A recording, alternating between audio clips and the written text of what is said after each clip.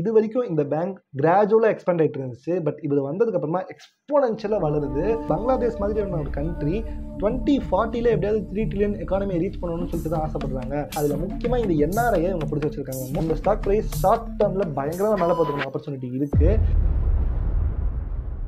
ஒரு சாலிடான bank hidden பொட்டன்ஷியலோட பேடிஎம்க்கு முன்னாடி UPI மாதிரி டெக்னாலஜியை வச்சிருந்த 93 இயர்ஸ் ஆஃப் எக்ஸ்பீரியன்ஸ் வச்சிருக்கிற ஒரு லார்ஜ் கேப் பேங்க். ஆனால் இது லார்ஜ் கேப்னு மார்க்கெட்டில் நிறைய பேருக்கு தெரியாது.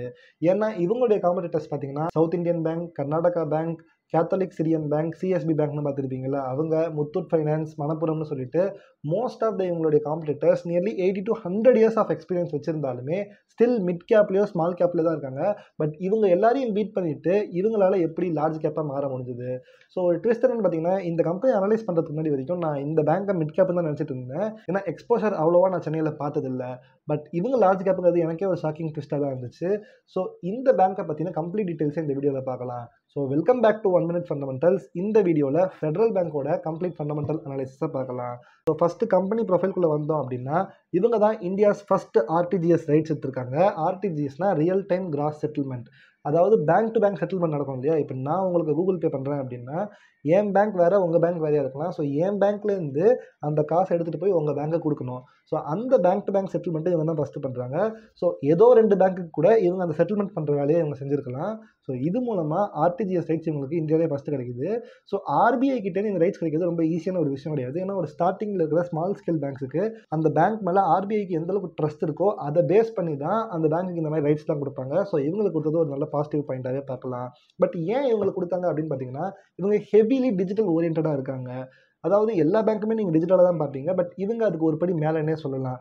ஏன்னா நான் சொன்ன மாதிரி 2004 ஃபெட் இ வேலட் அப்படின்னு சொல்லிட்டு பேடிஎம் மாதிரியான ஒரு டெக்னாலஜி இருக்கிற யூபிஐ டெக்னாலஜி இருக்கிற ஒரு ஆப்பை அவங்க லான்ச் பண்ணியிருந்தாங்க.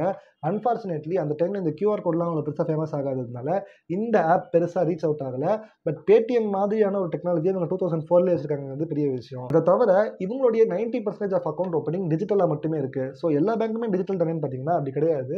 மோஸ்ட் ஆஃப் த பேங்க்ஸில் இன்னுமே சீனியர் சிட்டிசன்ஸ்லாம் நேராக அந்த பிரான்ச்சுக்கு போயிட்டு தான் அவங்களுடைய அக்கௌண்ட் ஓப்பனிங்கும் அக்கௌண்ட் ட்ரான்சாக்ஷன்ஸும் பண்ணுறாங்க. ஸோ நீங்கள் இது ஒரு சிட்டிலேருந்து பார்த்துட்டு இருந்தீங்கன்னா இல்லை டவுன்லேருந்து பார்த்துட்டு இருந்தீங்கன்னா பெருசாக தெரியாது. பட் கிராமத்துலலாம் பார்த்தீங்கன்னா இன்னுமே இப்படி தான் ஓரியன்ட் ஆகிட்டு இருக்கு. ஸோ ஒரு அக்ரிகல்ச்சர் லோன் வாங்குறவங்க நம்மள மாதிரி பர்சனல் லோன் வாங்குறதோட அதிகமாக இருப்பாங்க. அந்த அக்ரிகல்ச்சர் லோன் வாங்குறவங்களாம் பேங்க்கு தான் போயிட்டு இருப்பாங்க. பட் இவங்க அது ஒரு டேர்ன் ஓவராக 90% இந்த பேங்க்கில் அக்கௌண்ட் ஓப்பனிங்கு வெறும் டிஜிட்டலாக மட்டும்தான். வெறும் 100க்கு 10 பேர் தான் டேரெக்டாக பேங்க்ஸுக்கு போகிறாங்கிறது ஒரு பெரிய விஷயம். ஸோ இந்த நம்பிக்கை மூலமாக தான் ஆர்பிஐ இந்த பேங்க்குக்கு ஆர்டிஜிஎஸ் ரைட்ஸை கொடுத்தாங்க. ஸோ நீங்கள் யோசிச்சு பாருங்கள், இந்த பேங்க்கோட மேஜர் எக்ஸ்போஷர் கேரளாவில் மட்டும்தான் இருக்குது. அந்த கேரளா ஸ்டேட் பார்த்திங்கன்னா பெரிய மெட்ரோபாலிட்டன் சிட்டிலாம் இல்லை, சென்னை, மும்பை, டெல்லி மாதிரி. ஸோ மோஸ்ட் ஆஃப் த இடங்கள் கேரளாவில் கிராமமாக தான் இருக்கும். ஸோ அங்கே மோஸ்ட் ஆஃப் த ஒர்க்கே அக்ரிகல்ச்சராக இருக்கும்போது அந்த மாதிரி இருக்கிற ஒரு கிராமத்தில் சீனியர் சிட்டிசனுக்கு டிஜிட்டல் பேங்க் அக்கௌண்ட் ஓப்பனிங்கிறது ஒரு பெரிய விஷயம் தான். ஸோ இவங்க ஃபெட் இ ட்ரேட் அப்படின்னு சொல்லிட்டு ஒரு டைப் பண்ணியிருக்காங்க ஜிஜிட் இந்தியா அப்படிங்கிற ஒரு கம்பெனியோட 2009ல். ஸோ இது எதுக்குன்னு பார்த்தீங்கன்னா மியூச்சுவல் ஃபண்ட் மேனேஜ் பண்ணுறதுக்கு. இதை பற்றி அதிகமாக இன்னும் கொஞ்சம் நேரத்தில் பார்க்கலாம். ஸோ ஆல்ரெடி 2004 2009 போகும்போது நம்ம கம்பெனி ஹிஸ்ட்ரிக்குள்ளே தான் இருக்கும். ஸோ இந்த கம்பெனியோட ஃபவுண்டர் யாருன்னு பார்த்தீங்கன்னா கேபி ஹோமிஸ் அப்படின்னு சொல்கிறாங்க, பாவ்லோ ஹோமிஸ்ன்னு சொல்கிறாங்க. ஸோ இவர் 1931ல் ஏர்சிவைல் ட்ரிவான்கோர் ஃபெடரல் பேங்க் அப்படின்னு சொல்லிட்டு தான் இந்த பேங்க் ஆரம்பிக்கிறாரு. நெடும்பரம் திருவள்ளா, அதாவது ட்ரிவான்கோர் கேரளாவில் இவர் இந்த பேங்க்கை ஆரம்பிச்சிருக்காரு. ஸோ 1945 வரைக்கும் இவர் தான் சிஇஓவாக இருக்காரு.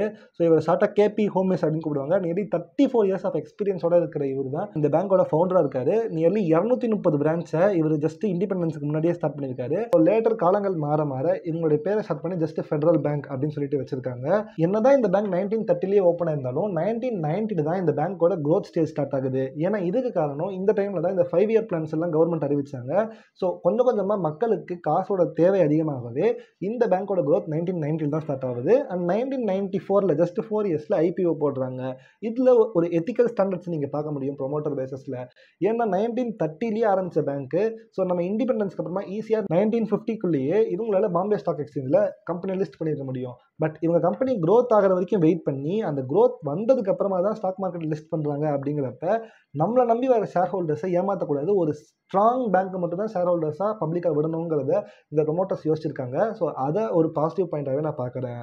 அடுத்ததாக 1995க்கு அப்புறமா இவங்க ஃபெட் சாஃப்ட் அப்படின்னு ஒரு ஆப் லான்ச் பண்ணுறாங்க. ஸோ ஆல்ரெடி சொன்ன மாதிரி இவங்க டிஜிட்டலி ஓரியன்ட் அண்ட் இவங்க RTGS transaction bank to bank பண்ணுறதுக்கு இந்த ஃபெட் சாஃப்ட்வேர் தான் அதிகமாக யூஸ் பண்ணுறாங்க.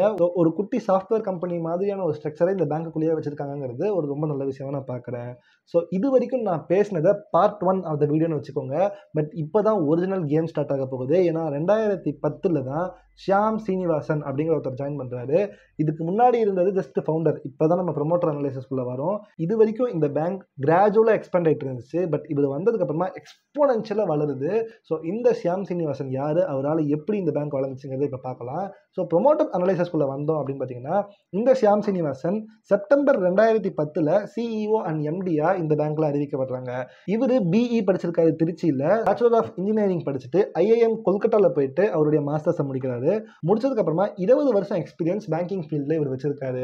ஸோ ஃபர்ஸ்ட் இவர் சிட்டி பேங்க்ல ஒர்க் பண்ணியிருக்காரு, அடுத்தது ஸ்டாண்டர்ட் சார்ட்டர்ட் பேங்க்ல ஒர்க் பண்ணியிருக்காரு, அடுத்தது விப்ரோ மாதிரியான கம்பெனிஸ்லையும் ஒர்க் பண்ணியிருக்காரு. ஸோ இதில் நீங்கள் என்ன பார்க்கணும்னு பார்த்தீங்கன்னா, இந்த சிட்டி பேங்க், ஸ்டாண்டர்ட் சார்ட்டர்ட் பேங்க்ல அமெரிக்கன் பேஸ்டு பேங்க், அதிகமாக கேபிட்டலிஸ்டிக் ஓரியன்டாக இருப்பாங்க. ஸோ இவங்க அமெரிக்காவில் இருக்கிற ஐடியாலஜியை வச்சு அதிகமாக கிரெடிட் கார்ட்ஸ் எல்லாம் கொடுக்கக்கூடிய பேங்க். ஈவன் டுடே இவங்களுடைய கிரெடிட் கார்டு தான் ரொம்ப ஃபேமஸ்.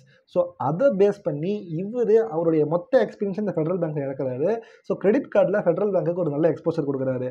அது மட்டும் இல்லாமல் அமெரிக்கன் பேசஸில் லோன்ஸ் அதிகமாக கொடுத்து நல்ல இன்ட்ரெஸ்ட்டை சார்ஜ் பண்ண ஆரம்பிக்கிறாரு. ஸோ அதன் வழியாக இவருடைய experience in American banks is getting into federal bank, which is growing the bank exponentially சொல்லலாம்.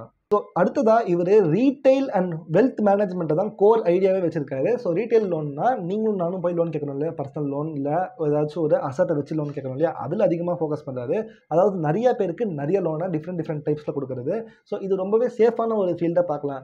ஏன்னா நம்மள மாதிரி ஆளுங்க அதிகமாக லோன் கட்டாமல் போக மாட்டோம், அப்படி இல்லைனாலும் மிரட்டியாவது வாங்கிடலாம். பட் இந்த பிஸ்னஸ் பீப்புளெலாம் டேரெக்டாக காசு கட்டலைன்னா ஓடி போய்ட்டுறாங்க. அப்படிங்கிறப்ப இது ஒரு சேஃபான செக்யூரான விஷயமா பார்க்கலாம். அண்ட் வெல்த் மேனேஜ்மெண்ட் கோர் ஐடியாவை பற்றி நம்ம போக பார்க்கலாம். ஸோ 2012 3 ட்ரில்லியன் சொல்லிட்டு ஒரு எனார்மஸ் நம்பரை இந்த பேங்க் ரீச் பண்ணுது. இதுக்கு முக்கியமான காரணம் இந்த ஷியாம் சீனிவாசன் தான்.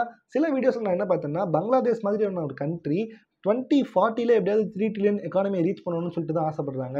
அப்போ இந்த பேங்க்கு அந்த கண்ட்ரியோட பெருசான்னு கேட்டாங்க. பட் அது அப்படி கிடையாது. ஏன்னா பங்களாதேஷ் $3 trillion எய்ம் பண்ணுறாங்க. நான் சொல்கிறது 3 trillion rupees. பட் ஸ்டில் இது ரொம்ப கம்மியெல்லாம் கிடையாது. எந்த அளவுக்குன்னு பார்த்தீங்கன்னா, இது நம்ம டாலர் டு ருப்பியாக கன்வெர்ட் பண்ணோம்னா பில்லியன்ஸில் தான் மாறிடும் டாலரில். But still south Sudhan, Somalia மாதிரி சில கண்ட்ரிஸோட இந்த கம்பெனியே பெரிய விஷயம். ஸோ ஒரு கண்ட்ரியோட கம்பெனி பெருசாக இருந்தால் எப்படி இருக்குன்னு யோசிச்சு பாருங்க. நம்ம நாட்டில் இருக்கிற ஒரு சின்ன பேங்க்கு அந்த கண்ட்ரியோட டோட்டல் ஜிடிபியோட பெருசு. ஸோ இது ரொம்பவே ஒரு பெரிய பாசிட்டிவ் பாயிண்டாக தான் நான் பார்க்குறேன். அடுத்ததாக செப்டம்பர் 2024 இவரோட இந்த பேங்க்குள்ள இருக்கிற காலகட்டம் முடியுது. ஏன்னா இவரோட ஏஜ் ஆல்ரெடி 62. ஸோ இவர் ரிட்டையர்மெண்ட் ஏஜ் நெருங்கிட்டாங்க. அப்படிங்கிறதுனால இந்த பேங்க் இவருக்கு ரிட்டையர்மெண்ட் கொடுத்துட்டாங்க அப்படின்னா நெக்ஸ்ட் இந்த பொசிஷனுக்கு யார் வர போறா அப்படிங்கிற கொஸ்டின் மார்க் இருக்கு. இந்த கொஸ்டின் மார்க்னாலேயே இந்த பேங்கோட ஷேர் பிரைஸ் பயங்கரமாக மேலே ஏறாமல் இருக்கிறதுக்கு ஒரு காரணமாக இருக்கு. இப்போ இது ஒரு மதில் மேல் பூனை அப்படின்னு சொல்லுவாங்க, cat on the wall. So இந்த ஸ்டாக் மேலேயும் போகலாம், கீழேயும் வரலாம், இல்லை அப்படியேவும் போகலாம். அப்படிங்கிறதுக்கான ரீசனாகவே இருக்கிறது இந்த ரீசன் தான். ஏன்னா இப்போ செப்டம்பர் மந்த்துக்கு அப்புறமா ஒருவேளை மோஸ்ட்டாக இதுதான் செய்வாங்கன்னு நான் நினைக்கிறேன். இவருக்கு எக்ஸ்டென்ஷன் பீரியட் கொடுக்கலாம். ஆல்ரெடி எக்ஸ்டென்ஷனில் தான் இவர் இருக்காரு 60 வயசுக்கு மேலே. பட் இன்னும் ஒரு 2-3 வருஷம் எங்கள் கம்பெனியில் வேலை செய்யுங்க, எங்கள் பேங்க்கை டெவலப் பண்ணுங்க அப்படின்னு சொன்னாங்கன்னா ஆப்வியஸாக இவர் அதை ஒத்துக்கிட்டு அந்த கம்பெனியில் வேலை செஞ்சார் அப்படின்னா பேங்க்குக்கு ரொம்பவே நல்ல விஷயம். பேங்க் நல்லா எக்ஸ்போனன்ஷியலாக க்ரோ ஆகும். பட் அதனால இந்த கம்பெனியோட ஸ்டாக் ப்ரைஸ் மேலே போகாது. ஏன்னா என்னதான் எக்ஸ்பேண்ட் பண்ணாலும் இவரால் ஒன்று 3 to 5 years தான் இந்த பேங்க்குள்ள இருக்க முடியும். ஸோ அதுக்கப்புறம் அந்த பொசிஷனில் யார் வர போகிறா, அவங்க இந்த பேங்கை எப்படி முன்னெடுத்து போக போகிறாங்க அப்படிங்கிற ஒரு டவுட் ஷேர் ஹோல்டர்ஸ்குள்ளே இருக்குது. அப்படிங்கிறதுனால ஷேர் ஹோல்டர்ஸ் இந்த ஸ்டாக்கை வாங்குறதுக்கு முன்னாடி இதை யோசிப்பாங்க. ஸோ நம்ம ரீட்டைல் ஹோல்டர்ஸ் இந்த மாதிரி யோசிக்கல அப்படின்னாலும் மியூச்சுவல் ஃபண்ட் கம்பெனிஸ் எல்லாம் இதை யோசிச்சு தான் களத்தில் இறங்குவாங்க. ஸோ அந்த பேசஸில் இவருடைய பீரியடை எக்ஸ்டெண்ட் பண்ணாங்க அப்படின்னா பேங்க்குக்கு நல்லது, but not so good for ஸ்டாக்ஸ்னு சொல்லலாம். பட் அதே இவருக்கு பதிலாக வேற ஒருத்தர் தூக்கிட்டு இந்த பொசிஷனில் வச்சாங்க அப்படின்னா, ஃபார் எக்ஸாம்பிள் வைத்தியநாதன், ஐடிஎஃப்சியில் இருக்கிற வைத்தியநாதன் சார் தூக்கிட்டு நீங்கள் வைக்கிறாங்க அப்படின்னா அந்த ஸ்டாக் ப்ரைஸ் ஷார்ட் டேர்மில் பயங்கரமாக மேலே போகிறதுக்கான ஆப்பர்ச்சுனிட்டி இருக்குது. ஏன் அப்படின்னு பார்த்தீங்கன்னா, ஒரு வெல் நோன் பர்சன், பல பேருக்கு அவர் பேங்கை எப்படி முன்னேற்றி கூட்டிகிட்டு போயிருக்காருன்னு தெரியும். ஸோ அந்த மாதிரி ஒரு பவர் பர்சனை தூக்கிட்டு வந்து வைக்கும்போது ஸ்டாக் ப்ரைஸ் பயங்கரமாக மேலே போகும். பட் அந்த அளவுக்கு ரிசல்ட்டை அந்த பேங்க் காட்டல அப்படின்னா அது கீழே வரதுக்கான ஆப்பர்ச்சுனிட்டியும் இருக்குது. அதே மாதிரி வைஸ் வெர்சாவும் நடக்கிறதுக்கு ஆப்ஷன்ஸ் இருக்குது. ஒருவேளை யாருன்னு தெரியாத ஒரு பர்சன் வந்து வைக்கும்போது அந்த ஸ்டாக் ப்ரைஸ் கீழே போகலாம். பட் பேங்க் க்ரோத் காட்டும்போது அந்த கம்பெனி பயங்கரமாக மேலே பார்த்துக்கான ஆப்ஷனும் இருக்குது. ஸோ இது ஒரு கேட் ஆன் த பால் சுச்சுவேஷனில் இருக்குது. ஸோ இந்த ப்ரொமோட்டருக்கு நெக்ஸ்ட் ஸ்டேஜில் யார் வர போகிறா அப்படிங்கிறது தெரியற வரைக்கும் இந்த பேங்க்குக்கு இது ஒரு சின்ன ப்ராப்ளமாக தான் இருக்குங்க. அடுத்ததாக பார்த்தீங்கன்னா இந்த பேங்க்கோட பிஸ்னஸ் மாடல் என்னங்கிறத பார்க்கலாம். ஸோ எல்லா பேங்க்குமே ஒரே பிஸ்னஸ் தான் பண்ண போகிறாங்க. ஆப்வியஸாக உங்ககிட்ட டெபாசிட் வாங்கிட்டு லோன் தேவைப்படுறவங்களுக்கு லோன் தர போகிறாங்க. அதுலேருந்து ஒரு இன்ட்ரெஸ்ட் கலெக்ட் பண்ண போகிறாங்க. ஸோ இந்த லோன் தரும்போது மோஸ்ட்டாக சேஃபான லோனாக செக்யூர் லோனாக கொடுக்க போகிறாங்க. ஏதாவது அசட்டை பேக் பண்ணிவிட்டு அதுக்கு அகெயின்ஸ்டாக கொலாட்ரல் வச்சுட்டு தான் கொடுப்பாங்க. ஸோ எல்லா பேங்க்குமே இது தானே பண்ண போகுது. பட் இவங்களுக்குன்னு என்ன பிஸ்னஸ் மாடல் இருக்குது அப்படின்னு பார்த்தீங்கன்னா இவங்களுக்கு சில யூனிக் ஐட்டம்ஸ் இருக்குது. பட் அது தெரிஞ்சுக்கிறதுக்கு முன்னாடி இப்போ நான் சொன்னது ஒரு ஷார்ட் இண்டஸ்ட்ரி அனலைசிஸ் தான். பட் ஃபுல் இண்டஸ்ட்ரி அனலைசிஸ் தெரிஞ்சுக்கணும்னு நினச்சிங்கன்னா நம்மளோட பழைய கர்நாடகா பேங்க் வீடியோ போய் பாருங்கள், கம்ப்ளீட்டாக தெரிஞ்சுக்கலாம். ஸோ இவங்களோட யூனிக் செல்லிங் பாயிண்ட் என்ன அப்படின்னு பார்த்தீங்கன்னா டிஜிட்டல் பேங்கிங் தான். நான் ஆல்ரெடி சொன்ன மாதிரி இவங்க ரொம்பவே டிஜிட்டலில் ஃபேமஸாக இருக்கிறாங்க. அப்படிங்கிறப்ப ஃபெடி ஏஐ அப்படின்னு சொல்லிட்டு ஒன்று இருக்குது. ஸோ எல்லா பேங்க்குமே இப்போ ஒரு ஏஐ வச்சுருக்காங்க. பட் இந்த ஏஐ வச்சுட்டு நீங்கள் பேங்க்குக்கு போய் பண்ணுற வேலை எல்லாத்தையுமே இந்த ஏஐ ஹெல்ப் பண்ணுது அப்படின்னு சொல்லிக்கிறாங்க. ஸோ இது கிட்டத்தட்ட ஒரு நியூட்ரல் பாயிண்டாக தான் நீங்கள் எடுத்துக்கணும். ஏன்னா இப்போ எல்லா கம்பெனிஸுமே நம்ம பேரில் ஏஐ அப்படின்னு ஒன்று இருக்குது அப்படின்னு சொல்லிட்டோம்னா நம்மளுடைய ஸ்டாக் ப்ரைஸ் மேலே போகுங்கிற ஒரு எக்ஸப்டேஷனில் எல்லாருமே ஏஐ போடுறாங்க. ஸோ நான் ஒரு பெரிய விஷயமா எடுத்துக்கல. பட் டிஜிட்டலி இவங்க ஸ்ட்ராங்காக இருக்காங்கிறது நல்ல விஷயமா தான் நான் பார்க்குறேன். நெக்ஸ்ட்டு டிமேட் இ ட்ரேட் அப்படின்னு சொல்லிட்டு இவங்க ஒரு ஆப் லான்ச் பண்ணுறாங்க. யார் கூடன்னு பார்த்தீங்கன்னா பிலிப் கேபிட்டல் ஃபைனான்ஸ் அப்படிங்கிறவங்க கூட ஒரு ஜேவி வச்சிருக்காங்க 2016.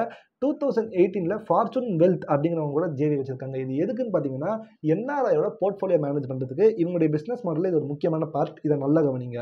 என்னன்னா நம்ம கேரளாவில் and most of the south இந்தியாவில் பீப்புள் அதிகமாக இங்கிலீஷ் தெரிஞ்சுக்கிறதுனால கல்ஃபில், அமெரிக்காவில், யூரோப்லலாம் போயிட்டு நம்ம இந்தியன்ஸ் ஒர்க் பண்ணுறாங்க. மோஸ்ட்டாக சவுத் இந்தியன்ஸ். இந்த பேங்க் ஆப்வியஸாக சவுத் இந்தியாவை தான் ஃபோக்கஸ் பண்ணி இருக்குது அப்படிங்கிறச்சு இவங்களுடைய கம்ப்ளீட் கஸ்டமர்ஸ் இந்த சவுத் இந்தியன்ஸில் தான் இருக்காங்க. அதில் முக்கியமாக இந்த என்ஆர்ஐயை இவங்க பிடிச்சி வச்சிருக்காங்க. மோஸ்ட்டாக இந்த கேரளாவில் இருக்கிற ஆளுங்கலாம் பார்த்தீங்கன்னா அதிகமாக கல்ஃபில் போய் செட்டில் இருப்பாங்க. ஸோ இவங்களுக்கு எல்லாமே இந்தியாவுக்குள்ளே இன்வெஸ்ட் பண்ணுறதுக்கு ஆப்பர்ச்சுனிட்டியை இந்த பேங்க் ஏற்படுத்தி கொடுக்குறாங்க. எப்படின்னு பார்த்தீங்கன்னா இப்போ லாஸ்ட் 2020க்கு முன்னாடி வரைக்கும் இந்தியன் ஷேர் மார்க்கெட்டோட க்ரோத் ரேட்டையும் கொரோனாக்கு அப்புறமா இந்தியன் ஷேர் மார்க்கெட்டோட க்ரோத் ரேட்டையும் பார்த்தீங்கன்னா பயங்கர எனார்மஸாக இருக்கும். அதுக்கு காரணம் இந்தியாவில் க்ரோத்துக்கான பொட்டன்ஷியல் இருக்குது அப்படிங்கிறது தான். கிட்டத்தட்ட ஒரு வேர்ல்டு மார்க்கெட்டில் India one of the undervalued மார்க்கெட்டாக இருக்குது. அது கொஞ்சம் கொஞ்சமாக ஃபேர் வேல்யூ நோக்கி போயிட்டு இருக்குன்னு சொல்லலாம். அதனால தான் இந்த அளவுக்கு ஒரு எக்ஸ்பான்ஷனிஸ்ட் க்ரோத் கிடச்சிருக்கு. ஸோ இப்போ நம்மளுடைய சிட்டிசன்ஸ் மேபி கல்ஃப்லையோ அமெரிக்காலையோ இருக்காங்க அப்படிங்கிறப்ப அவங்களால அங்கே இன்வெஸ்ட் பண்ண முடிஞ்சாலும் இந்த மார்க்கெட்டில் அவங்க ஆல்ரெடி இங்கே சிட்டிசன் தான் அப்படிங்கிறதுனால இந்த மார்க்கெட்டில் இன்வெஸ்ட் பண்ணணும்னு அவங்களுக்கு ஒரு ஆசை இருக்கும். ஸோ அவங்க சொந்த நாட்டில் அவங்க இன்வெஸ்ட் பண்ணணுங்கிறதுக்காகவும் அந்த நாட்டில் சம்பாதிக்கிற காசை அவங்க ஃபேமிலி இருக்காங்கன்னா இங்கே அனுப்பணும். ஸோ அந்த டாலரை இங்கே அனுப்புறதா இருக்கட்டும், இல்லை கல்ஃபில் இருக்கிற ஒரு மணியை மேபி அது சவுதி கரன்சியாக இருக்கலாம், அதை டாலராக கன்வெர்ட் பண்ணி மறுபடியும் அதை இந்தியாவுக்குள்ளே எடுத்துகிட்டு வரணும். ஸோ இந்த வேலையை செய்கிறதுல இந்த பேங்க் மும்முரமாக இறங்கியிருக்காங்க. ஸோ என்ஆர்ஐயோட அக்கௌண்ட்லேருந்து பணத்தை வாங்கி அதை இந்தியாவுக்குள்ளே கொண்டு வரதுல இவங்க முக்கியமாக இறங்கியிருக்காங்க. ஸோ இவங்களோட டிஜிட்டல் அட்வான்டேஜ் அங்கே நல்லாவே ஒர்க் அவுட் ஆகும்னு சொல்லலாம். நெக்ஸ்ட் அதே என்ஆர்ஐட்டேருந்து போர்ட்ஃபோலியோ மேனேஜ் பண்ணுறது. ஸோ இவங்களுக்கு எல்லாமே இந்தியன் மார்க்கெட்டில் எப்பெல்லாம் நம்ம பார்ட்டிசிபேட் பண்ணணும்னு நினைக்கிறாங்களோ அவங்களால நம்ம ஜீரோதா மாதிரி, ஏஞ்சல் ஒன் மாதிரி, அப்ஸ்டாக்ஸ் மாதிரியான புரோக்கரை நம்புறது கொஞ்சம் கஷ்டமாக இருக்கும். ஸோ நீங்கள் இங்கேருந்து இந்த ட்ரேடிங்லாம் பண்ணலாம். பட் ஒரு என்ஆர்ஐயாக வெளியில் இருக்கிறாங்க அப்படிங்கிறப்ப அவங்களுடைய பணத்தை நீங்கள் அனுப்பும்போது ஒரு புரோக்கரை நம்பி கொடுக்கறதோட பேங்க்கை நம்பி அதிகமாக கொடுப்பாங்க. கொஞ்சம் எக்ஸ்ட்ரா சார்ஜ் ஆனாலுமே பேங்க்கில் பண்ணுறது சேஃபாக இருக்கும்னு நினைப்பாங்க. ஏன்னா அவங்களுக்கு அங்கே பிரான்ச்சுமே இருக்குது. ஸோ இந்த ஃபெடரல் பேங்க் கல்ஃபில் முக்கியமாக துபாயிலலாம் அதிகமான பிரான்ச்சஸ் வச்சுருக்காங்க.